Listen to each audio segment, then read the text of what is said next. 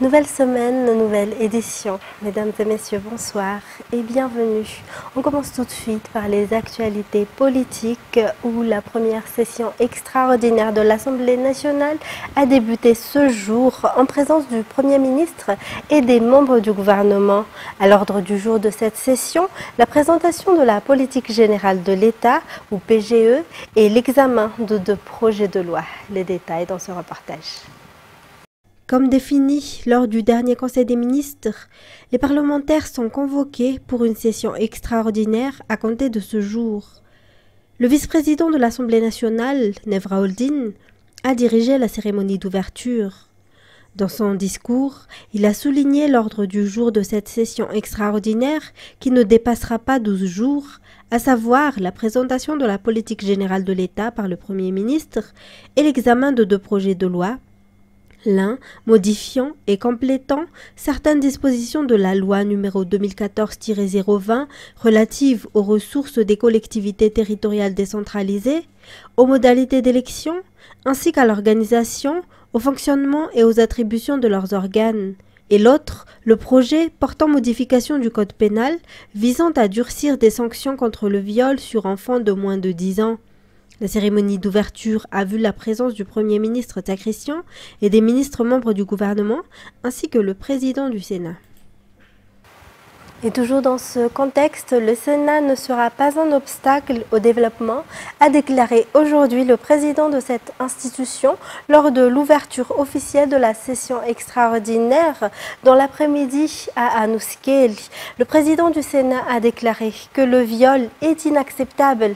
Il est donc certain que le Sénat de Madagascar adoptera le changement du code pénal à cet égard. Pour plus de détails. Le Premier ministre Christian est une personne expérimentée dans l'administration du gouvernement et possède des compétences particulières. C'est pourquoi le président Ajrazuel lui a redonné confiance, a déclaré cet après-midi le président du Sénat lors de l'ouverture officielle de la première session extraordinaire. Le général Ravalomanana Richard est convaincu que le Premier ministre et les membres du gouvernement sont dignes et feront beaucoup pour le pays. Le président du Sénat a déclaré que cette institution ne sera pas un obstacle au développement du pays. Outre la présentation de la politique générale de l'État qui a motivé la convocation de cette session, l'ordre du jour comprend également l'amendement du code pénal concernant les sanctions infligées aux auteurs de viols ou à ceux qui envisagent de violer un mineur. Le président du Sénat a mis l'accent sur la prévention et la répression. Il a déclaré qu'il est important que le Sénat recherche la paix pour le bénéfice de Madagascar.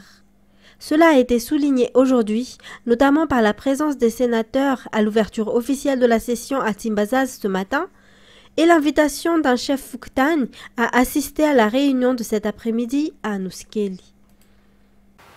Toujours en politique, le ministre de l'Environnement et du Développement durable, Fontaine Max Andonirin, a déposé aujourd'hui sa déclaration de patrimoine auprès de la Haute Cour constitutionnelle, conformément à la Constitution et comme signe de sa volonté d'établir la bonne gouvernance dans le domaine de l'environnement, qui est l'un des 3 principaux piliers de la politique générale de l'État. Le ministère de l'Environnement et du Développement durable dispose également d'une politique interne de lutte contre la corruption. Il est donc prioritaire pour ce département ministériel de mettre en place des systèmes anticorruption au sein et entre les agences, de renforcer les connaissances et compétences des collègues liées à la lutte contre la corruption et d'établir des procédures transparentes anticorruption. Et l'ambassadeur du Japon à Madagascar, Abe Koji, a effectué ce matin une visite de courtoisie auprès du président du Sénat, le général Ravalomanana Richard, au palais de verre d'Anouskeli. Le président du Sénat a souligné le renforcement de la coopération nippo-malagasy, surtout pour l'intérêt des collectivités territoriales décentralisées. D'ailleurs, un point focal a été mis en place pour faciliter la communication entre l'ambassade du Japon à Madagascar et le Sénat. Par ailleurs, l'ambassadeur du Japon a indiqué que cela fait 60 ans que la relation entre les 2 pays existe, relation qui se focalise sur 4 domaines distincts, dont l'agriculture, les infrastructures, la santé et l'éducation. Plus d'explications. On a beaucoup échangé sur l'état de notre coopération qui remonte à 60 ans. 4 grands domaines, à savoir l'agriculture, l'infrastructure, santé et l'éducation. Et donc j'ai promis au président du Sénat que le Japon va davantage s'efforcer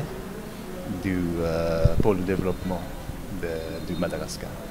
Moi, je me réjouis de cette visite de son Excellence l'ambassadeur, parce que la coopération entre Madagascar et le Japon est très fructueuse et surtout ça nous aide beaucoup, le peuple malgache, au développement économique et au développement social. Et nous vous en remercions beaucoup, son Excellence.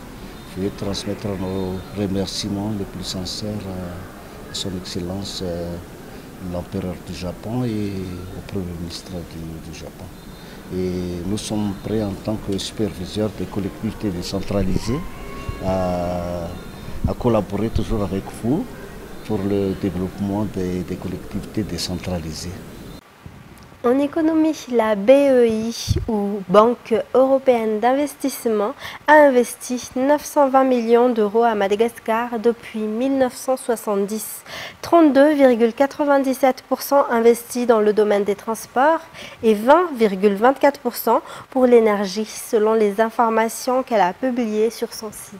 Les détails. 43 projets ont été financés par la BEI ou Banque européenne d'investissement à Madagascar en 54 ans, selon les informations qu'elle a publiées. L'année 1970 marque le début de cette collaboration et depuis, cette banque a investi 920 millions d'euros. Parmi les projets financés, 32,97% ou 303 millions d'euros ont été utilisés dans le secteur des transports. 31,23%, 287 millions d'euros dans le secteur industriel et 20,24% ou 186 millions d'euros dans le secteur de l'énergie. Sont également concernés par le financement de la BEI le secteur de l'eau à hauteur de 9,56%, le secteur agricole à 3,26%.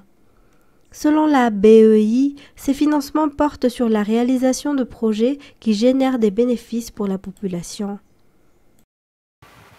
Le ministère du Tourisme et de l'Artisanat envisage de faire de la RN1, la route de l'artisanat, un axe emprunté par de nombreux touristes. Selon le ministre Joël Rangiamanjantu, la manière dont les artisans peuvent exporter leurs réalisations sera étudiée. Ces produits artisanaux fabriqués à Imirtiatousk sur la RN1 ont leur spécificité. En effet, cette petite entreprise œuvre dans la transformation des cornes de zébu en bijoux, en objets de décoration intérieure ou encore en ustensiles de cuisine. Elle utilise environ 5 tonnes de cornes par an. Comme pour tous les artisans, la matière première constitue l'un des problèmes auxquels ils sont confrontés, outre le marché. Ainsi, cette initiative du ministère du Tourisme et de l'Artisanat de faire cet axe une route de l'artisanat leur donne de l'espoir pour la promotion de l'artisanat pour attirer davantage de touristes. Cette initiative s'inscrit parfaitement dans les grandes lignes d'action du ministère axées sur la création de débouchés, la formation des artisans et l'amélioration de l'accès aux matières premières selon les informations. C'est donc un pas significatif vers le développement durable de l'artisanat dans la région d'Imirtiatousk. Ce que font ces artisans de la RN1 est exceptionnel et mérite d'être mis en avant selon toujours les explications. Et dans les actualités sociales, de nombreux terrains domaniaux sont actuellement enregistrés au nom de particuliers, ce qui implique souvent de la corruption ou un détournement de terrain. C'est précisément pour cette raison que le président de la République a pris la décision de suspendre l'octroi de ces terrains appartenant à l'État lors du dernier Conseil des ministres.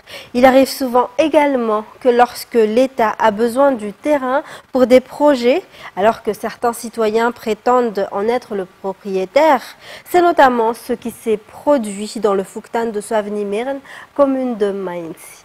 Les détails dans ce reportage de Natera Koutumav et Fantasena Mirai. Certaines personnes prétendent être propriétaires des terrains domaniaux, surtout lorsque celle-ci est déclarée d'utilité publique quand l'État a besoin du terrain pour des projets de développement. Souvent, la question de l'aménagement des terrains et de leur mise en valeur depuis de nombreuses années sont les raisons pour lesquelles les gens prétendent en être propriétaires. Néanmoins, en l'absence de documents légaux, le terrain revient à l'État. De plus, la loi stipule que même les terrains privés que la loi déclare d'utilité publique redeviennent propriété de l'État, moyennant toutefois le paiement d'un dédommagement. C'est notamment le cas dans le Fuktan de Soavnimirn à Mainz. Ce terrain est un terrain domanial et nécessaire au gouvernement pour la mise en œuvre du projet Ankulonamiarn, mais certains prétendent en être propriétaires. Il s'agit d'un terrain d'une superficie de plus de 170 hectares. En raison de l'existence de cas comme cela ou celui survenu à Isav, commune d'Anusiavarach, qui concerne 4 hectares de terrain domanial, le gouvernement a décidé d'arrêter l'octroi de tels terrains selon les instructions du président de la République lors du Conseil des ministres. Une loi en ce sens sera promulguée selon toujours le rapport du Conseil des ministres. Les escroqueries au trading, des arnaques de haut niveau sur le réseau Facebook sévissent dans notre pays. En raison de leur ignorance, de nombreuses personnes s'y noient.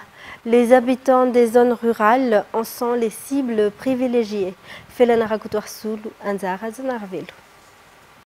Nombreux sont ceux qui souhaitent gagner rapidement de l'argent et à ce titre, la plupart sont accros au trading. En réalité, ils ignorent la fâche cachée de cette pratique et se laissent entraîner. Le trading est un type d'investissement. La police économique s'efforce de débarrasser les réseaux des fraudeurs dans ce domaine. Ainsi, vendredi dernier, un Tchadien, 2 Camerounais, un Gabonais et 3 Malgaches fraudeurs ont été présentés devant le parquet à Anoussi. Ces escrocs sont tous des informaticiens. Le Tchadien, à la tête du réseau, a obtenu son diplôme à Moscou, alors que ses 3 amis étudient à Madagascar, selon les informations de la police nationale.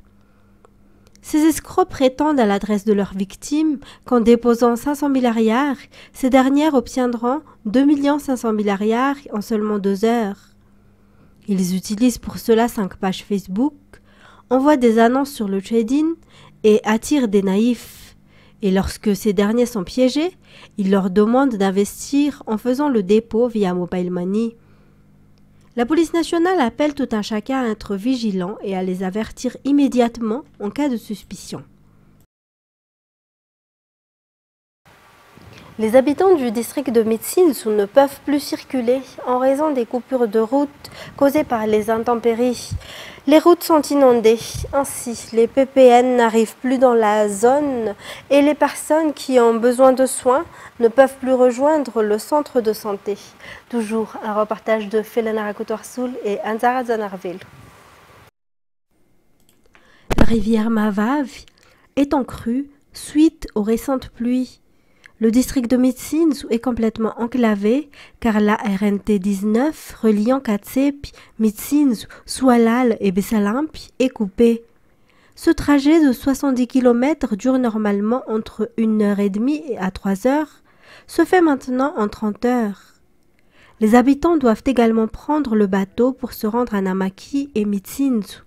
Ils ont du mal à obtenir du PPN, tandis que les malades qui ont besoin de soins ou encore les parturientes ne peuvent pas rejoindre Madang. Des réparations ont déjà été effectuées auparavant sur le barrage de Mahavav, mais cette infrastructure est à nouveau complètement détruite. À cela s'ajoute la rupture de nombreuses digues le long de la rivière Mahavav, comme un bateau Mahavav qui a provoqué une montée des eaux à Began, commune rurale d'Antungoumen Bevar, sur la route RNT 19, selon le député de cette circonscription. Les habitants souhaitent une solution durable pour ce barrage. On poursuit par les actualités internationales. Le Burkina Faso, le Mali et le Niger, 3 pays dirigés par des régimes militaires, ont annoncé qu'ils quittaient la Communauté économique des États d'Afrique de l'Ouest, CEDEAO, avec effet immédiat. L'annonce a été faite via un communiqué lu à la télévision nigérienne. France 24. Eh bien, dans un premier temps, la population nigérienne ne va peut-être pas sentir une grande différence avec la situation actuelle, puisque ça fait près de 6 mois que les principales voies d'approvisionnement du Niger sont bloquées, celles qui passent par le Bénin, mais aussi par le Nigeria. Ces 2 pays ont suivi les sanctions de la CEDEAO décidées après le coup d'État.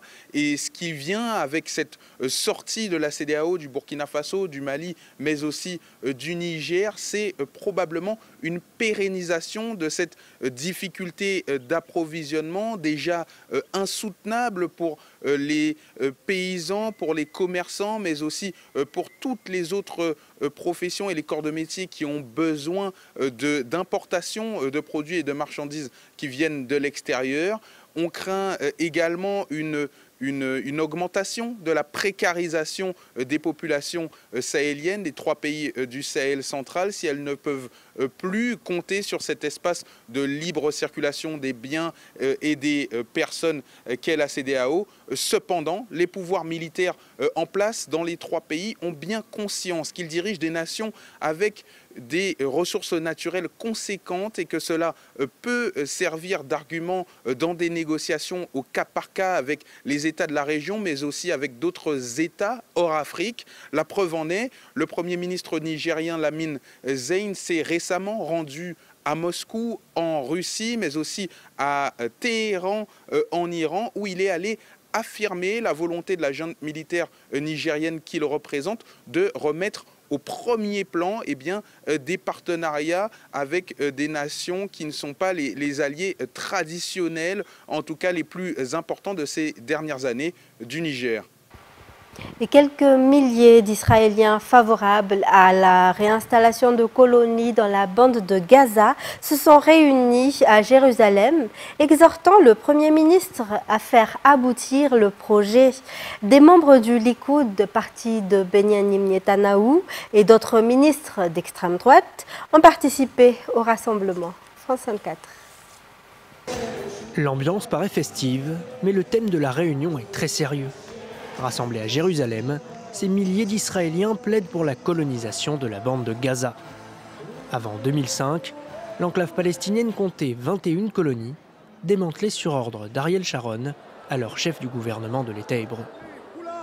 Une décision que regrette à la tribune l'actuel ministre de l'Intérieur, Itamar Ben-Gvir. Aujourd'hui, tout le monde comprend que le recul entraîne la guerre. Et si nous ne voulons pas d'un autre 7 octobre, nous devons rentrer chez nous et contrôler le territoire. Pour contrôler le territoire, le leader d'extrême droite appelle à l'émigration volontaire des Palestiniens de Gaza. Pour cette foule exaltée, il ne s'agit là que d'une formalité. Les Arabes ne resteront pas à Gaza, ni le Hamas, ni les partisans du Hamas, et ceux qui ne les soutiennent pas ne veulent de toute façon pas rester. L'objectif est donc de faire pression sur le gouvernement par les masses. Il y a ce rassemblement, mais il y en aura beaucoup d'autres encore. L'objectif d'implanter des colonies à Gaza n'est pas à l'agenda du gouvernement de Benyamin Netanyahou, malgré les pressions de ses alliés d'extrême droite. Les États-Unis, eux, sont totalement opposés à cette idée. Pour terminer, une attaque au drone a tué 3 militaires américains et en a blessé 25 autres en Jordanie, a annoncé Washington. Désignant des groupes pro-Iran comme responsables, Joe Biden a promis des représailles. De son côté, la Jordanie affirme que la frappe a eu lieu sur le territoire syrien et non le sien. France 24. Alors oui, tout à l'heure, Washington a annoncé que cette attaque avait lieu en Jordanie, près de la frontière syrienne, mais la Jordanie a déclaré il y a peu que cette attaque n'avait pas été menée sur son territoire, mais plutôt sur la base militaire El Tanf, qui se situe en Syrie. C'est une base stratégique de la coalition anti-djihadiste. C'est notamment là que les Américains entraînent l'armée syrienne libre. Et c'est la première fois que des soldats américains sont tués dans la région, au Moyen-Orient, depuis le début du conflit entre Israël et le Hamas. Donc c'est vraiment un coup dur. Mesdames et messieurs, c'était les points essentiels de cette édition. Merci à vous de l'avoir suivi. Je vous donne rendez-vous dès demain pour de nouvelles actualités. Au revoir.